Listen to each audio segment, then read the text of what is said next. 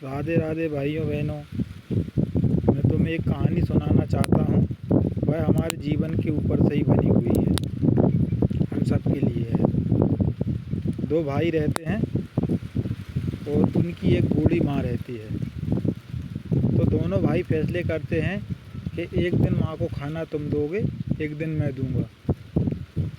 तो ऐसे ही वो एक दिन छोटे बेटे के यहाँ खाती थी खाना, एक दिन बड़े बेटे के यहाँ खाना खाती थी।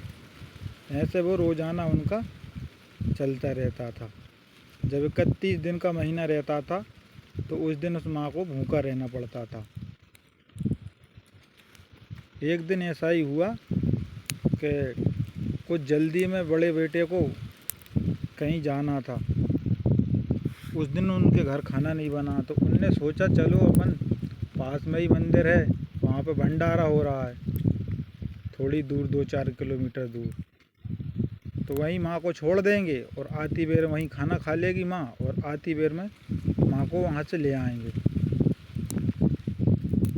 उसकी पत्नी बोलती हैं चलो ठीक है, ऐसा ही करते हैं। तो उनका एक 10 साल का बच्चा भी रहता है।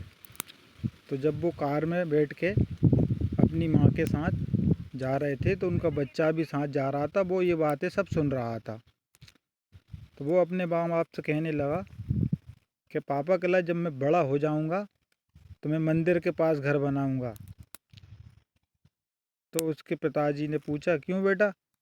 कल जब तुम बूढ़े हो जाओगे और मैं कहीं जाऊँगा तो मैं तुम्हें पास वाले मंदिर में छोड़ आया करूँगा, वहाँ आप खाना खा लोगे। तो उस छोटे से बच्चे की बात सुनकर उनको समझ में आ गया कि हमने गलती की है, और फिर वो वापस जाते हैं और अपनी माँ को अच्छे से रखने लगते हैं। तो यह सीख हम सभी के लिए है। हमें हमारे माँ बाप के लिए अच्छे से उनका ध्यान रखना चाहिए। धन्यवाद।